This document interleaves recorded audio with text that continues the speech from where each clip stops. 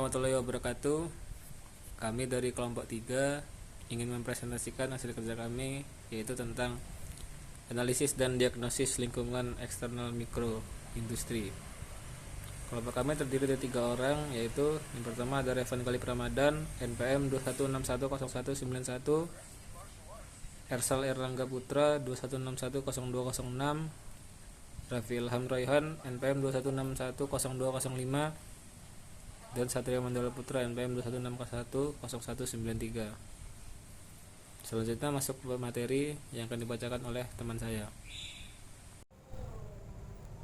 Analisis lingkungan eksternal mikro atau industri. Analisis lingkungan eksternal mikro atau industri mencakup pemahaman berbagai faktor di luar perusahaan yang mengarah pada munculnya kesempatan bisnis atau bahkan ancaman bagi perusahaan. Bagi pengembangan strategik, analisis ini dibutuhkan tidak hanya terbatas pada rincian analisis kesempatan dan ancaman saja, tapi juga untuk menentukan diri dan untuk apa hasil analisis itu diperlukan. Oleh karena itu, manajer puncak membutuhkan diagnosis lebih lanjut atau lebih eksternal. Secara umum, lingkungan perusahaan dapat dikategorikan ke dalam dua bagian besar, yaitu lingkungan eksternal dan lingkungan internal. Yang bersifat umum dan lingkungan industri.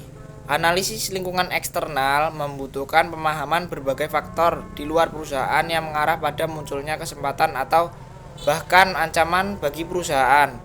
Oleh karena itu, perusahaan bisa menghadapi lingkungan eksternal yang lebih terus berkembang. Diperlukan suatu analisis lingkungan eksternal. Kategori lingkungan eksternal perusahaan. 1. Lingkungan umum. Lingkungan umum merupakan lingkungan eksternal organisasi yang memiliki faktor-faktor dengan lingkup yang luas dan biasanya tidak berhubungan langsung dengan situasi operasional suatu perusahaan. Faktor yang dimaksud antara lain faktor ekonomi, faktor sosial, faktor politik dan hukum, faktor teknologi, faktor pemerintah, faktor demografis. 2. Lingkungan industri. Analisis lingkungan industri ini dilakukan dengan menggunakan pendekatan model 5 kekuatan, antara lain ancaman dari peserta bisnis baru, kekuatan tawar-menawar dari supplier, kekuatan tawar-menawar dari pembeli, ancaman dari produk pengganti, intensitas persaingan di antara pesaing. Proses analisis lingkungan eksternal, scanning atau pemindai, monitoring atau pendeteksi, forecasting atau peramal, assessing atau penilaian. Terima kasih. Diagnosis lingkungan eksternal. Proses diagnosis lingkungan eksternal merupakan kelanjutan dari proses analisis dan memberi penilaian yang signifikan terhadap berbagai kesempatan dan ancaman yang ditemukan selama proses analisis lingkungan. Diagnosis merupakan opini yang dihasilkan dari analisis fakta untuk menentukan sifat suatu masalah dengan maksud melakukan tindakan untuk mengambil atau menggunakan kesempatan dari suatu peluang atau menghindari ancaman secara efektif. Contoh kasus profil PT Telkom Indonesia. PT Telkom Indonesia adalah badan usaha milik negara yang bergerak di bidang jasa layanan teknologi informasi dan komunikasi dan jaringan telekomunikasi di Indonesia. Pemegang saham mayoritas Telkom adalah pemerintah Republik Indonesia sebesar 52,9%, sedangkan 47,91% sisanya dikuasai oleh publik. Saham Telkom diperdagangkan di Bursa Efek Indonesia dengan kode TLKM dan New York Stock dengan kode TLK sebagai salah satu BUMN terbesar di Indonesia yang bergerak di bidang telekomunikasi. Telkom tidak terlepas dari tanggung jawab sosial terhadap masyarakat atau corporate social responsibility dengan paradigma Telkom ada untuk Indonesia tumbuh dan berkembang bersama-sama masyarakat Indonesia. Analisis dan diagnosis lingkungan eksternal PT Telkom Indonesia. Yang pertama, scanning atau pemindaian. Dalam kasus PT Telkom Indonesia, untuk menganalisis lingkungan eksternal perlu dilakukan pengamatan berupa pengidentifikasian gejala awal yang muncul dapat berpengaruh terhadap operasional PT Telkom Indonesia secara umum. Yang kedua, monitoring atau pendeteksian. Perusahaan perlu memperhatikan secara terus-menerus kejadian-kejadian yang membawa perubahan terhadap telekomunikasi digital dan perekonomian negara.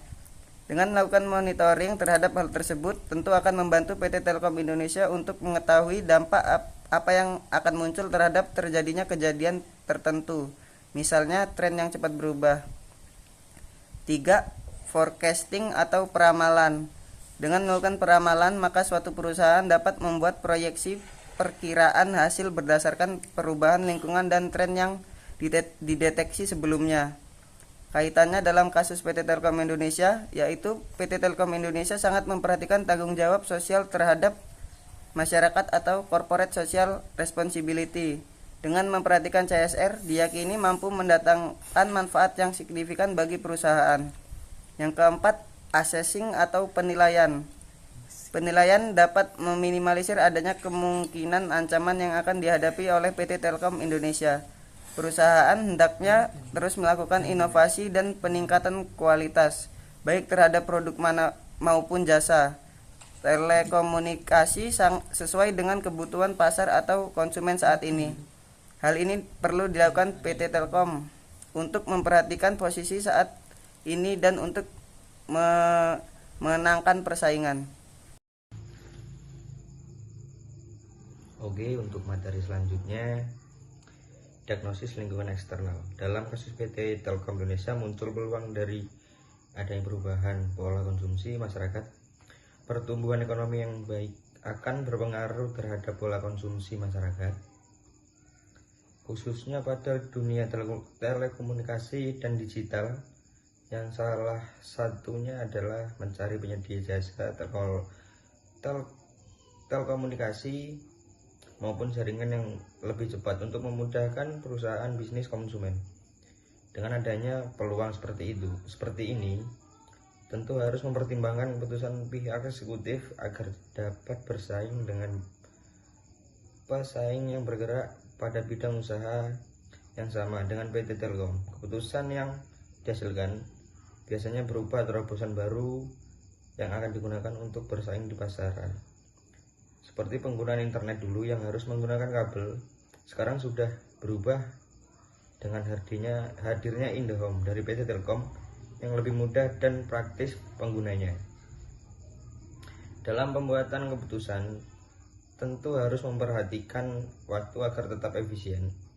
Begitu pula dengan biaya yang dikeluarkan untuk pembuatan inovasi baru tersebut harus menetapkan prinsip efektif dan efisiensi. Dengan kata lain, perusahaan yang harus menyesuaikan dengan lingkungan dan situasi pasar. Selain itu, dengan melakukan diagnosis lingkungan eksternal, diperlukan peranan para penyusun strategi, misalnya para pemegang saham, persepsi mereka terhadap lingkungan dan sikap permusuhan lingkungan persaingan. Kesimpulan, lingkungan eksternal memiliki dua bagian utama. Yang pertama, lingkungan umum dan lingkungan industri. Lingkungan umum mencakup elemen dalam masyarakat luas yang dapat mempengaruhi suatu industri dan perusahaan-perusahaan di dalamnya. Sedangkan lingkungan industri mencakup sekelompok faktor ancaman masuknya pendatang baru, pemasok, pembeli, produk pengganti, dan intensitas persaingan antar pesaing yang mempengaruhi suatu perusahaan dan langkah serta tanggapan pesaingnya. Secara keseluruhan, interaksi antara 5 faktor ini menentukan besar laba yang dapat dicapai. Semakin besar kapasitas perusahaan untuk mempengaruhi lingkungan industrinya, akan semakin besar pula kecenderungan perolehan laba. Sekian presentasi dari kelompok kami. Kurang lebih kami mohon maaf. Wassalamualaikum warahmatullahi wabarakatuh.